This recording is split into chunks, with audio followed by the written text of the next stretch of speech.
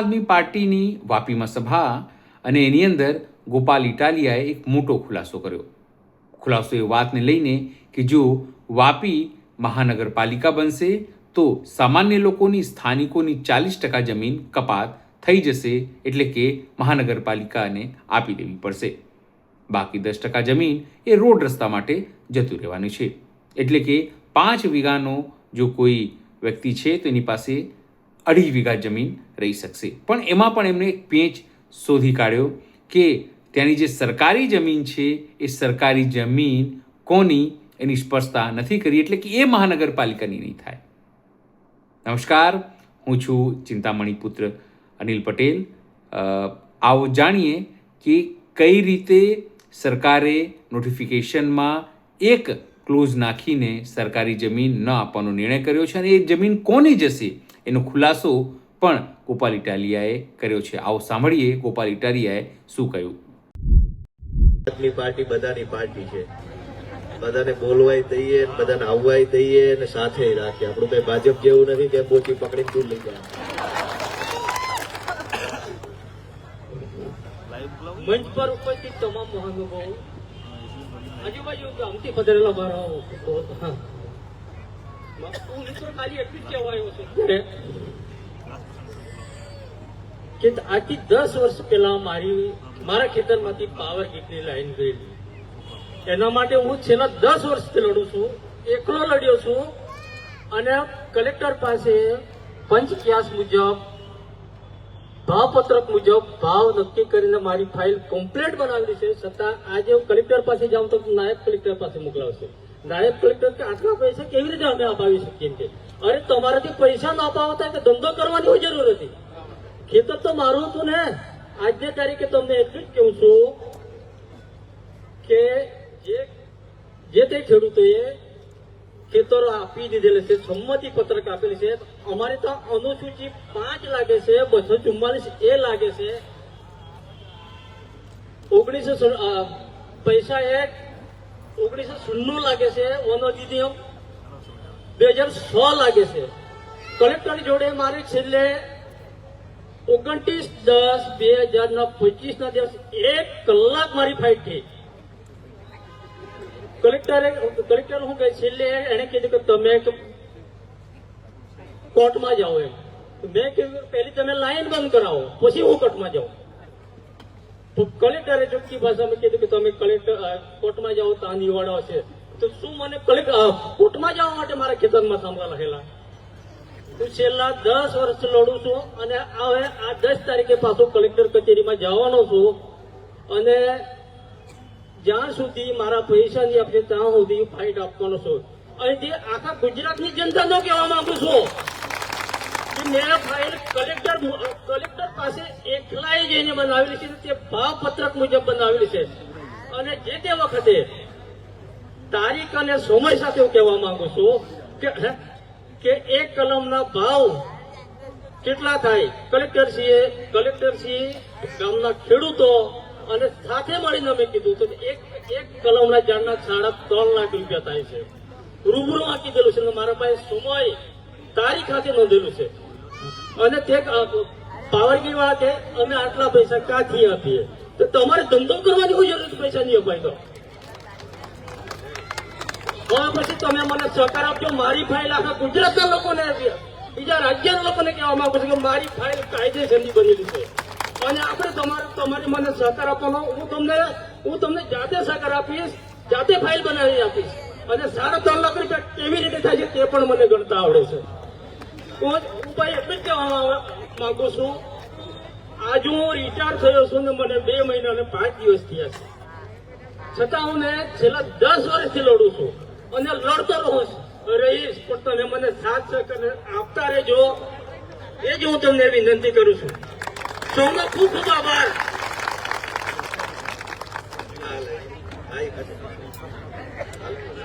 આભાર. તો હવે મારી વાત બહુ ટૂંકમાં રાખવાની છે. મારે સમય ઘણો થઈ ગયો છે ભાઈ. હા, અવાજ વધે એવું છે ને? વધારો જોઈએ. બસ અમારો હું કામ દબાવો છો? ભાજપ વાળા દબાવે, માઇક વાળા દબાવે, તમારે બોલવાનું ક્યાં?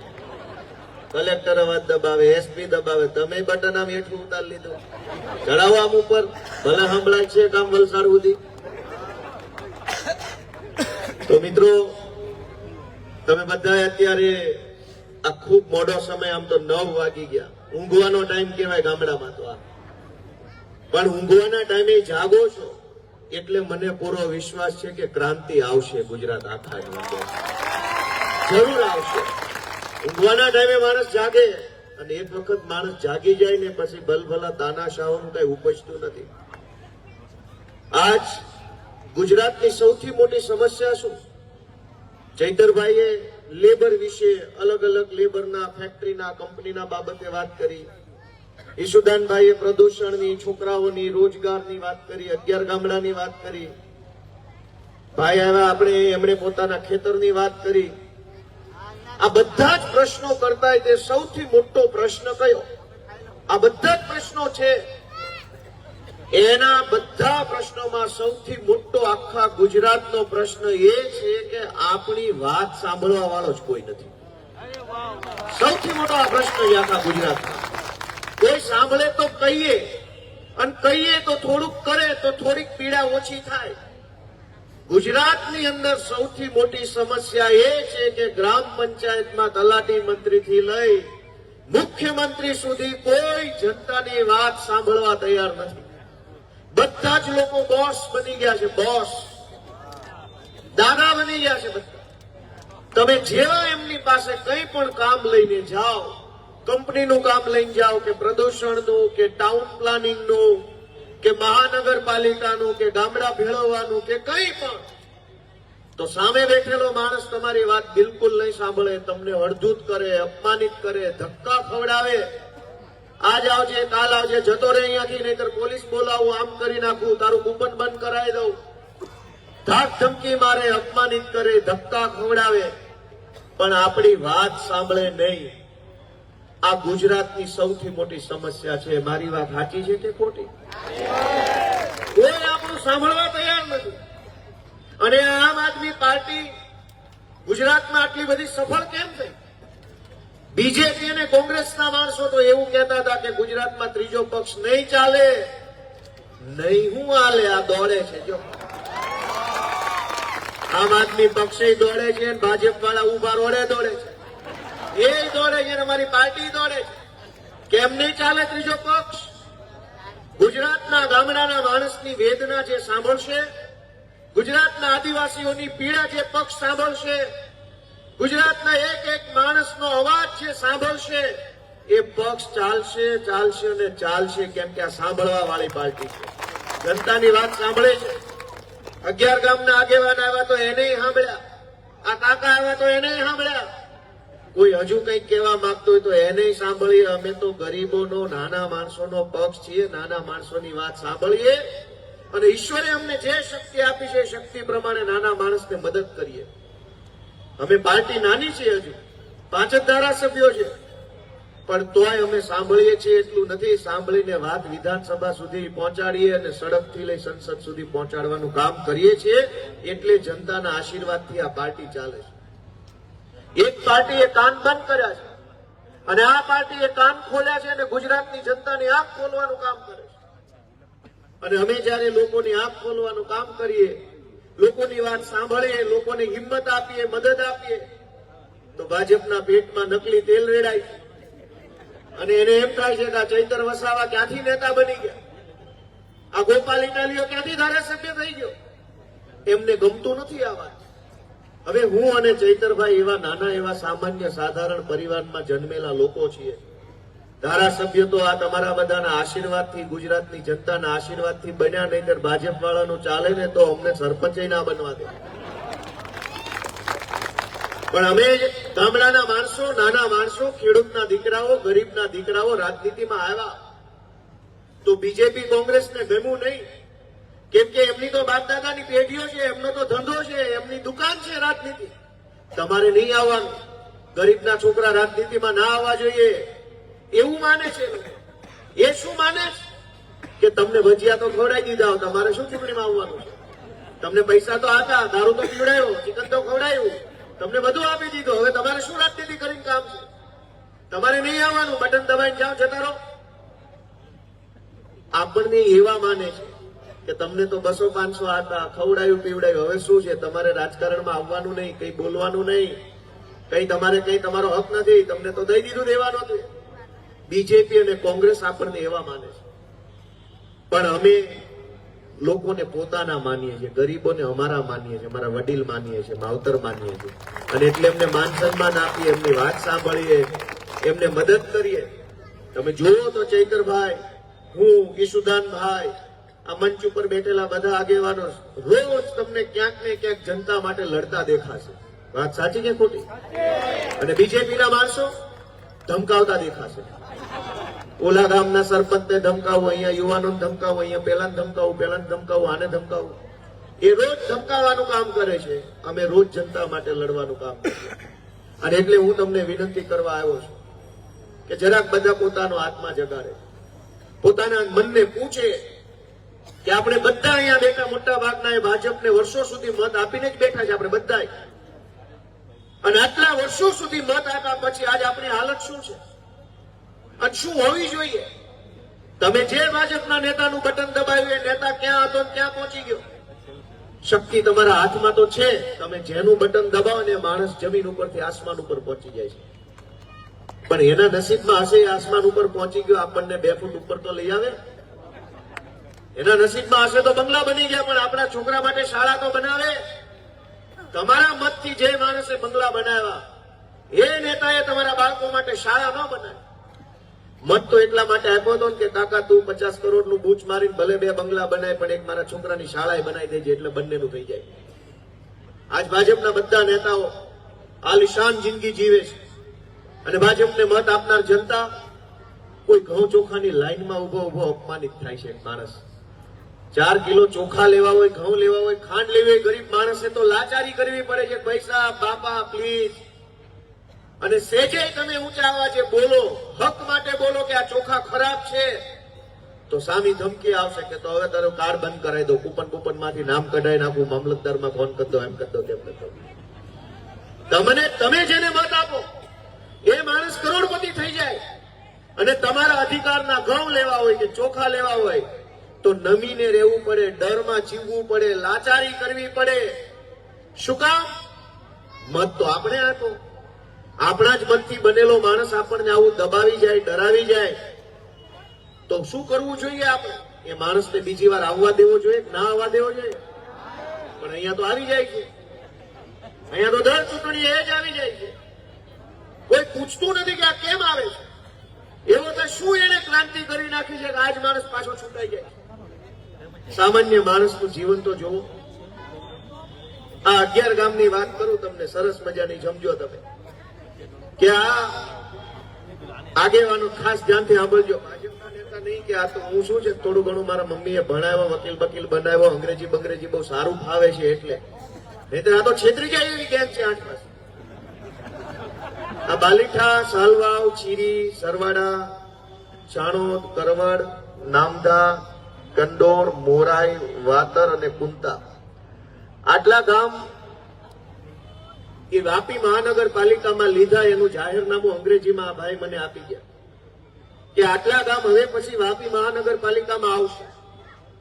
આ તમામ ગામની જમીનો જે છે ખેડૂતોની, એ જમીનમાંથી 40% જમીન સરકારમાં વહી જશે. કે એ જમીન સરકારની એટલે કે વાપી મહાનગરપાલિકાની. જેના નામની 7/12 છે એ બધાની 7/12 માંથી 40% જમીન વાપી મહાનગરપાલિકાની માલિકી થઈ જશે. 60% તમારી પાસે વધશે. એ 60% ની અંદર 10% જમીનમાં રોડ રસ્તાઓ બનશે, ગટર બનશે, નાળા પુલ બનશે, એટલે તમારી પાસે 50% જમીન બચશે. એટલે અત્યારે તમે 10 વીઘાના માલિક હશો, મહાનગરપાલિકામાં ભળ્યા એટલે તમે 5 વીઘાના નહીં રહો. પણ એક જાદુ છે આની અંદર અંગ્રેજીમાં. અહીંયા સાંસદ સભ્ય તો ભાઈ બહુ ચૈતરભાઈના વખાણ કરે છે, તો આદિવાસીઓ ન્યાય અપાવું. હમણાં હું અંગ્રેજીમાં ચોરી પકડું. આ મારા હાથમાં નોટિફિકેશન નંબર છે 1 જાન્યુઆરીનું 6141 નંબરનું નોટિફિકેશન છે. એમાં કુલ 1, 2, 3, 4 ને 5 ફકરા છે. એમાં છેલ્લો ફકરો લખ્યો એ બહુ મહત્વનો છે કે આ 11 ગામની જમીન 40% જમીન સરકારની થઈ જશે. પણ આ 11 ગામની અંદર હાલમાં જે સરકારી જમીન છે એનું શું? સરકારી ગૌચર, સરકારી પડતર, પંચાયતની જમીન એનું શું? તો આમાં અંગ્રેજીમાં લખ્યું છે કે એ જમીન મહાનગરપાલિકા હસ્તક નહીં જાય. તમારું આખું ગામ મહાનગરપાલિકા બની ગયું પણ તમારા ગામની સરકારી જમીન મહાનગરપાલિકાની જમીન નહીં બને. શું કામ? એ તો ભાજપ વાળાના ભાણિયાઓને, ભત્રીજાઓને, વેવાયોને આપવાની છે, એટલા માટે નહીં બને.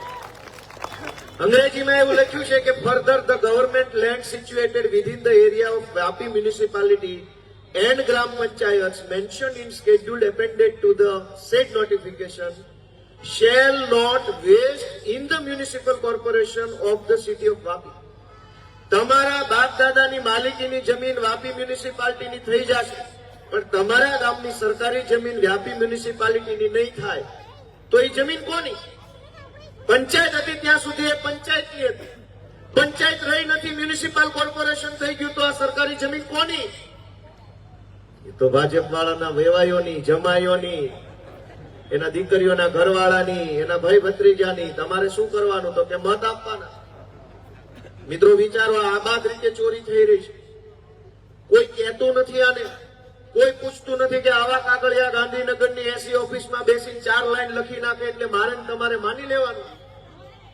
તમે અને હું જેને મત આપીએ એ સરકાર ગાંધીનગરની એસી ઓફિસમાં બેસી A4 સાઈઝના એક કાગળ ઉપર 500 અક્ષરો લખે એટલે કાયદો બદલાઈ ગયો, જમીન તમારી છીનવાઈ ગઈ, જીવન છીનવાઈ ગયું, રોજગાર છીનવાઈ ગયો.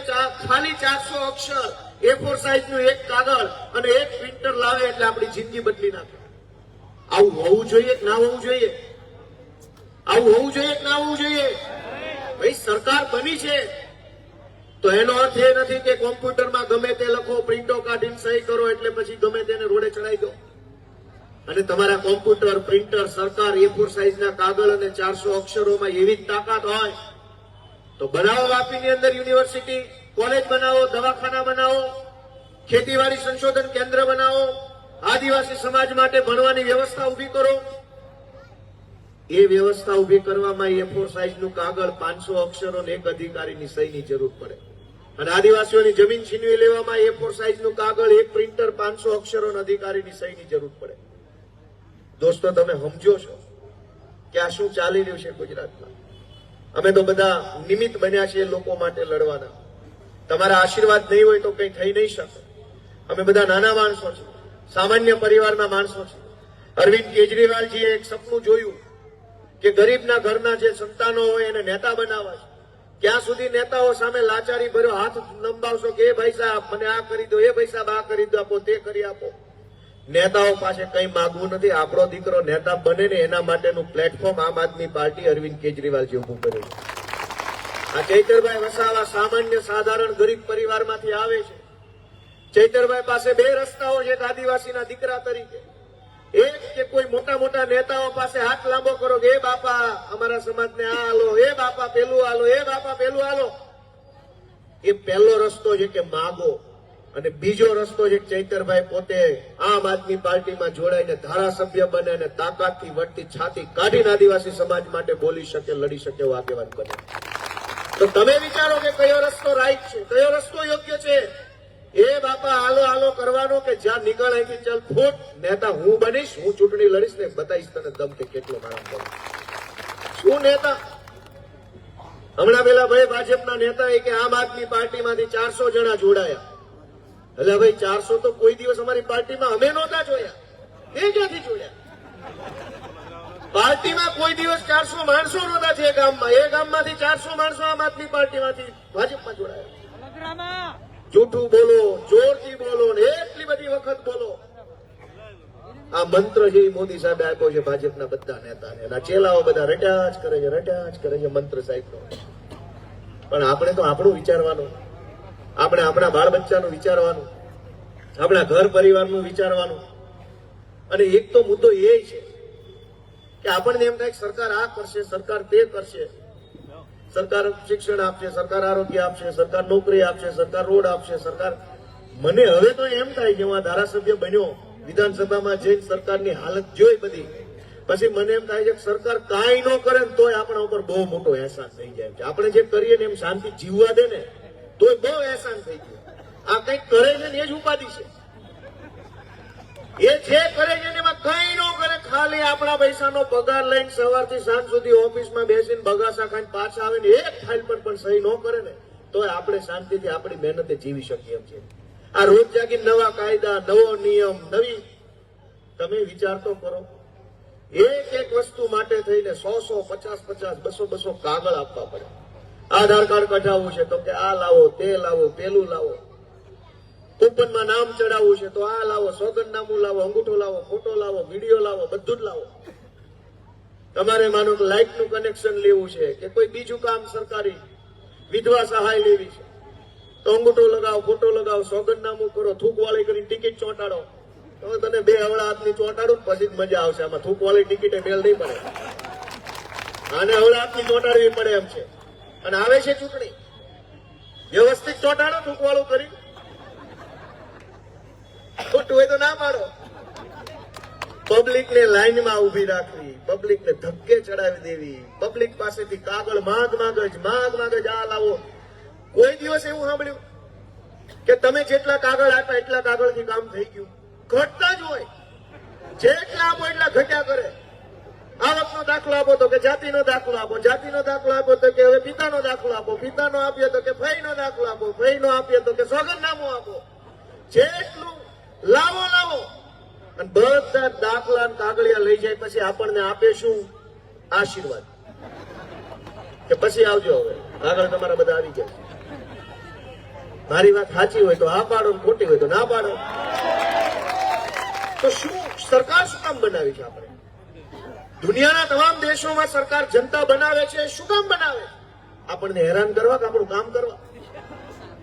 દુનિયાના બીજા દેશોમાં જનતાના મતથી જે સરકાર બને છે એ જનતાનું કામ કરે છે. આપણા દેશમાં આપણું એટલું મોટું સૌભાગ્ય છે કે આપણા મતથી જે માણસની સરકાર બને છે આપણને નડવા આવે. દરેક વસ્તુમાં સરકાર આપણને તકલીફ પહોંચાડતી હોય એવું લાગે છે. મામલતદાર ઓફિસો જુઓ, પોલીસ સ્ટેશનોની હાલત જુઓ. આ બેફામ દારૂ આખા ગુજરાતમાં વેચાય છે.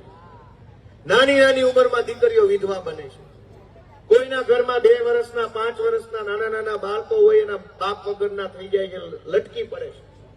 કોઈ હાલચાલ પૂછતું નથી. એવડી મોટી ગુજરાતની સરકારમાં જેનો બાપ નાની ઉંમરમાં દારૂના કારણે ગુજરી ગયો હોય એના સંતાનોની કોઈ જવાબદારી ગુજરાતમાં લેવા તૈયાર નથી. સરકારી તંત્ર બનાવ્યું છે, મામલતદાર છે, ઇન્સ્પેક્ટર છે, બધું જ છે, પણ કોના માટે? ભાજપ વાળાની સેવા કરવા માટે ને આપણી જેવાને દબાવવા માટે. કાયદો અને વ્યવસ્થા શબ્દ આપ્યો છે. શેખરભાઈ ને અમે બધા આંદોલન કરીએ, કઈક ધરણા બરણા કરીએ એટલે અમને મોટા સાહેબો આવે ભાજપનો પટ્ટો ગળામાં પહેરી અને એમ કે તમે કાયદો અને વ્યવસ્થાનું આમ કરો છો, તેમ કરો છો. તમે બધા કાયદો અને વ્યવસ્થા શબ્દ સાંભળ્યો છે કે નહીં? સાંભળ્યો છે કાયદો અને વ્યવસ્થા શબ્દ? કાયદો કોના માટે છે અને વ્યવસ્થા કોના માટે છે? ચૈતરભાઈ, કાયદો ગરીબ માણસને દબાવવા માટે છે અને વ્યવસ્થા બધી ભાજપ વાળા માટે છે. ભાજપ વાળાને કોઈ કઈ, તમે જુઓ કે બેફામ બધું ગેરકાયદેસર પ્રવૃત્તિ ચાલે છે. કોઈ રોકટોક નથી, પણ ગરીબ માણસનું સાંભળનાર કોઈ નથી. અમે તો બધા આમ તો ભલે ધારાસભ્ય તો સમજ્યા આવે, આમ બહુ નાના માણસ છીએ. અમને સામેવાળા માણસની પીડા સમજાય છે, કેમ કે જેવા તમે છો એવા અમે છીએ. અને એટલે અમે તમારી પાસે આપણા હોય, પોતાના હોય, એની પાસે આશા રાખવાની હોય. તમે અમારી જેવા છો, અમે તમારી જેવા છીએ, એટલે અમે તમારી પાસે આશા રાખીએ છીએ કે તમે અમારો હાથ પકડો, તમે અમને આશીર્વાદ આપો, અને તમારા આશીર્વાદથી અમે આગળ વધશું તો અમે તમારો હાથ પકડી શકશું. ભાજપ વાળા તો પૈસા વાળાની પાર્ટી છે, રૂપિયા વાળાના માણસો છે. સચિવાલયની અંદર હું ને ચૈતરભાઈ સતત જવાનું થાય ધારાસભ્ય તરીકે. એવા હાઈફાઈ માણસો ત્યાં વિધાનસભામાં સચિવાલયમાં ફરતા હોય છે. શું વાત કરી? કોઈ દિવસ ત્યાં ગરીબ માણસને તો એન્ટ્રી નથી ગેટ ઉપર. મત તમારો, ટેક્સ તમારા, મજૂરી મહેનત તમારી, જમીન તમારી, આ મલક તમારું જ બધું જ વપરાય. અને છેલ્લે વિધાનસભા સચિવાલયમાં એ આલીશાન બંગલાઓની અંદર પૈસા વાળા લોકો ફર્યા કરે. આપણી તો એન્ટ્રી નથી. તો વિચાર તો કરો કે આવું ક્યાં સુધી ચાલશે? મુદ્દો એ નથી કે આમ આદમી પાર્ટી હારી જશે કે જીતી જશે, એ કોઈ ચિંતાનો વિષય જ નથી. ગોપાલ ઇટાલિયા કે ચૈતર વસાવા બીજી વાર જીતશે કે હારી જશે એ તો મુદ્દો છે જ નહીં. મુદ્દો એ છે કે આ લાચાર જનતા હવે કેટલી વખત હારશે. હવે તો એને જીતવાનો ટાઈમ આવ્યો છે. એકવાર તમારા નામનું બટન ઝાડુનું દબાવો ને તમે જીતો. એક વખત જનતા જીતવી જોઈએ. તમારા મતથી, તમારા આશીર્વાદથી નેતા ખૂબ જીત્યા, પણ બધા નેતાઓ જીતીને શું કર્યું? જનતાને દબાવવાનું કામ કર્યું. મારી તો એ વિનંતી છે કે એકવાર તમારું પોતાનું બટન દબાવીને જોઈ લો. તમારા છોકરાનું બટન દબાવો, તમારા જમીનનું બટન દબાવો, તમારા સ્વાભિમાન માટેનું બટન દબાવો, હાવણાનું બટન દબાવો અને તમારા પોતાને આગળ આવવા માટેનો રસ્તો ખોલવો પડશે. મિત્રો, આ બધા જ નેતાઓ આવી ગયા, મોટી મોટી વાતો. અહીંયા નાસિક જવાના બધા રસ્તાઓ બંધ છે મોટા ભાગના. ઈશ્વરભાઈ ખ્યાલ હશે, કોઈને કઈ ચિંતા નથી. આ બ્રિજ 3 વર્ષથી બને છે. નરેન્દ્ર મોદી આવવાના હોય કેટલા મિનિટમાં બને? ધારો કે એવું નક્કી થાય કે વાપીથી દમણ જશે મોદી સાહેબ આંટો મારવા, તો આ બ્રિજ કેટલા દિવસમાં બને? સાચું બોલજો બધા. તમારે ને મારે હાલવાનું છે. તો આપણી કોઈ ઇજ્જત નથી. આપણે તો બાજી મોડા કહેવાય. આપણે તો સહન કરી લઈશું. આપણે શું જરૂર છે? અને આપણે હેરાન થઈએ તો એને ક્યાં તકલીફ છે? મોદી સાહેબ હેરાન ન થવા જોઈએ, મુખ્યમંત્રી હેરાન ન થવા જોઈએ.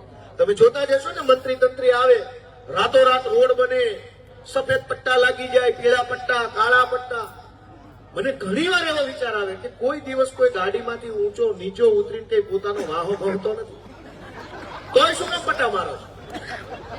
તોય શું કામ પટ્ટા મારો? ભાઈ, કોઈ કયો નેતા અહીં નવા બનેલા રોડ ઉપર ઉતરીને ઘસીને જોઈ લીધું બરાબર છે? તો એ આવે તો રાતોરાત બધું નવું થઈ જાય. ડિવાઈડરના ઝાડવાને પાણી છાંટીને ધોઈ નાખે, ધૂળ ઉખાડી નાખે પાંદડા ઉપર. પણ તમે ને હું હેરાન થતા હોઈએ તો કોઈ આપણો હાલ ચાલ પૂછવા તૈયાર નથી. ગુજરાતના તમામ શહેરોમાં મોટા મોટા નેતા આવે તો આખું સરકારી તંત્ર જાણે અંગ્રેજોની સરકારમાંથી નહોતા પેલા વાઇસરોય આવતા હતા. અંગ્રેજો વાઇસરોય મૂકતા હતા અલગ અલગ. વિલિયમ બેન્ટિક ને કયા કયા નામ છે, બે ત્રણ યાદ નથી. હા, બોલો કર્નન, એક હતો લોર્ડ કર્નન, ઘણા બધા હતા વાઇસરોય. સાયમન આવ્યો હતો. પછી છેલ્લે હતો બોલો માઉન્ટ બેટન, છેલ્લો ગવર્નર અંગ્રેજોનો લોર્ડ માઉન્ટ બેટન. એ જમાનામાં કોર્નવોલિસ આવતો, lord Cornwallis, Wellesley, lord Wellesley, આ બધા અંગ્રેજોના ગવર્નરો હતા. એ ભારત આવે ત્યારે તે દિવસે આવી રીતે રોડ નવા બનાવી નાખતા, પટ્ટા મારી દેતા. નહીં કે અંગ્રેજો આવ્યા, આવો રોડ હારા બનાવવા અને છોલાઈ નો જવો જોઈએ. અને એના વારસદારો આ ભાજપ વાળા છે કે તમે અને હું ત્રણ પેઢીથી જે રોડ રસ્તા માટે હેરાન થતા હોઈએ તો નહીં બને. આ દમણનો બ્રિજ એટલે વર્ષો સુધી ખંડેર રહ્યો, માન તોડ્યો, તો હવે નવા બનવાનો મેળ નથી. પણ હમણાં જો દિલ્હીથી કોઈ વાઇસરોય આવે ભાજપનો તો રાતોરાત બધું જ બની જાય. અહીંયા કુંડાઈ મુકાઈ જાય, ફૂલ મુકાઈ જાય, નવા રોડ ઉપર કુંડા મુકાઈ જાય. આપણને એમ થાય કે એમાં ઝાડવા જોયા વગર નહીં રહી શકતો હોય. સાચું હોય તો આ પાડો. રોડ ઉપર ફૂલના કુંડા મુકાઈ જાય. આપણા માટે તો રોડય નથી. અને વાઇસરોય આવે બધા ભાજપના, દિલ્હીથી કે ગાંધીનગરથી જે કઈ વાઇસરોય આવે તો કુંડાઈ મુકાઈ જાય છે. અધિકારીઓ કેટલી કાળજી રાખે છે કે સાહેબને શું ગમશે ને શું નહીં ગમે. તમારા અને મારા મતથી ચૂંટાયેલા સરકારમાં બેઠેલા માણસને સાહેબને શું ચાલશે, સાહેબને શું ફાવશે, સાહેબને શું ગમશે એનું ધ્યાન કલેક્ટર, એસપી, પીએસઆઈ, મામલતદાર બધા રાખે. તમને મને હું ગમશે ને એનું કોઈને કઈ પડી નથી. ગમે નગર ઘરે વયો છે. આપણે ક્યાં માણસ જ છીએ? ક્યાં આ દેશના નાગરિક છીએ? આપણી પસંદ ન પસંદની મામલતદારને શું ચિંતા હોય? સાહેબને ગમવું જોઈએ. અને સાહેબે પાછા કેવા કેવા માણસોને બનાવ્યા છે. ઓહો, અમને વખાણ કરવા બેસીએ તો વાપીની બજાર ભરાઈ જાય. એક ગામમાં પાણીની ટાંકી હતી. ટાંકી ઉપર આમ ગોળ ગોળ ગોળ નિશાની હોય, ખબર હોય તો પાણીની ટાંકી. ખ્યાલ છે બધાને? આ બાજુ ગોળ હોય છે, સીધી હોય છે. એક ગામમાં પાણીની ટાંકીને આવી રીતે ગોળ ગોળ નિહાળી હતી. અને સવારમાં આખું ગામ જાગ્યું, પોતપોતાના કામમાં બધા ગયા. તો સવારમાં 4-5 લોકો નજર પડી ટાંકી ઉપર ગધેડો છે. એટલે એક જણાએ બીજાને કીધું, બીજાએ ત્રીજાને કીધું, ત્રીજાએ ચોથાને કીધું કે ભાઈ આપણા ગામની ટાંકી ઉપર ગધેડો. ગામ ભેગું થઈ ગયું આખું. અને બધું ચિંતામાં થયું. સરપંચ બરપંચને બોલાયા કે ભાઈ સાહેબ આ બધું આપણી ટાંકી પર ગધેડો ઘૂસી ગયો, શું કરવાનું? હવે જો તમે નીચેથી ઉપર જાઓ, ઉપર ગધેડો ભડકે તો હારો હેઠો પડે, અને ઉપર 2 લાખ મારે તો માણસ નીચે પડે. એટલે થઈ મુશ્કેલી ગધેડો નીચે ઉતારવાની. એટલે 2 લોકો કોઈ જાણકાર જુવાની હતા, એને ફેસબુકમાં ફોટો પાડીને મૂક્યો કે અમારા ગામની ટાંકી ઉપર ગધેડો ચડી ગયેલ છે, અને નીચે ઉતારવાનો આઈડિયા કોઈ પાસે હોય તો આપો કોમેન્ટમાં. એટલે નીચે એક ડાયા માણસે કોમેન્ટ કરી કે ભાઈ ગધેડો નીચે ઉતારવાનો આઈડિયા તો આપું, પણ આ ચડ્યો કેમ આયા, ઈ આઈડિયા આપો. હવે ગાંધીનગરની ટાંકી ઉપર કેટલા ગધેડા ચડી ગયા વિચાર તો કરો દોસ્તો, વિચાર તો કરો. હવે એને નીચે ઉતારવાની ચર્ચા કરીએ છીએ આપણે. કોઈ એમ તો પૂછો ગાંધીનગરની ટાંકી પર 8 પાસ ને 7 પાસ ને ઓહો કેટલા ચડી ગયા. સાચું હોય તો આ પાડો, નહીં તો ના પાડો. ચડી ગયા ને ટાંકી ઉપર. તમારા અને મારા પરિવારના ભણેલા ગણેલા મહેનતુ જુવાનિયાઓ પાસે આજે કામ નથી, અને ગાંડા ગાંધીનગર સુધી પહોંચી ગયા. વિચાર તો કરો ને, ખોટું હોય તો ના પાડો. ક્યાં અત્યારે ચૂંટણી ચાલુ છે, ભાષણ સારું લાગ્યો તો ખૂણામાં જઈને બટન દબાવવાનું છે. હાલ તો એવું છે નહીં. અનેક ગુજરાતના એવા યુવાનો છે કે જેની અંદર કૌશલ્ય છે, આવડત છે, મહેનત છે, ધગશ, પણ ક્યાંય નંબર આવતો નથી. સરકારી ભરતીઓ વર્ષો સુધી ચાલ્યા જ કરે. ક્યારેક મેરિટ બાર ન પડે, ક્યારેક મેરિટ બાર પડે તો અનામતમાં લોચો થયો હોય, ક્યારેક અનામતમાં લોચો ન હોય તો કઈક પેપર ફૂટી ગયા હોય, અને ગાંડા ગાંધીનગરની ટાંકી ઉપર ચડીને મજા કરે છે. એકદમ મજા થઈ ગઈ હોય કે ભાઈ મજા આવે છે. કોક તો એને હેઠે ઉતારો બાપા, એવી વિનંતી હું તમને બધાને કરું છું કે એને હેઠે ઉતારો. આમ ન હોય, હાવ એને હેઠે ઉતારો. આ અમારા જમાદાર 12 પાસ હશે, 12 પાસ નો કોન્સ્ટેબલ નો બનાવે. હું હતો કોન્સ્ટેબલ. ઓછામાં ઓછું 12 પાસ થાવ તો તમે લોકરક્ષક બની શકો, પણ ગૃહમંત્રી બનવા માટે કોઈ નિયમ જ નથી. ટાંકી ઉપર ચડી જ જાઓ. દોસ્તો ક્યાં જઈને કહેવાનું, કોને જઈને કહેવાનું, અને કોણ સાંભળે આપણી વાત? અમે તો તમને વિનંતી કરીએ છીએ કે અમારી વાત તમે સાંભળો ને તમારી વાત અમે સાંભળીએ ને એકબીજાનો સાથ સપોર્ટ આપીને ગાંધીનગરની ટાંકી ઉપરથી ગધેડા હેઠા ઉતારવાનું કામ કરવું છે. થાય એમ છે કે નહીં બધાથી? તો જરાક અમારું તમે સાંભળો, તમારું અમે સાંભળીએ. ચૈતરભાઈ, અમારા ઈશુદાનભાઈ સાંભળે, અમારા કમલેશભાઈ, જયરામભાઈ, મનોજભાઈ, જીતુભાઈ, રાજીવભાઈ પાંડે સાહેબ, આ બધા આગેવાનો છે એ જનતાની વાત સાંભળનારા છે. જનતાની વાત સાંભળનારા આગેવાનોની વિનંતી સાંભળો, અને આવનારી ચૂંટણીની અંદર જરાક અમારા હાવણાને તમારા આશીર્વાદ આપો, એવી હું તમને બધાને 2 હાથ જોડીને નમ્ર વિનંતી કરું છું. દોસ્તો આપ સૌએ આટલી ધીરજ ધરપત સાથે, સંયમ સાથે અમારી વાત સાંભળી એ બદલ આપ સૌનો હૃદયપૂર્વક ખૂબ ખૂબ આભાર. ગોપાલ ઇટાલિયાની વાતમાં તમને કેવો દમ લાગે છે જરૂરથી કોમેન્ટ બોક્સમાં કોમેન્ટ કરજો. એ સિવાય અમારી વેબસાઇટ છે www.gujaratplus.in, ત્યાં પણ તમે સમાચાર જોઈ શકો છો. એ સિવાય અમારી બીજી યુટ્યુબ ચેનલ પણ છે ગુજરાત પ્લસ, એના પણ જઈને તમે સમાચાર જોઈ શકો છો. અત્યારે માટે બસ આટલું જ. નમસ્કાર.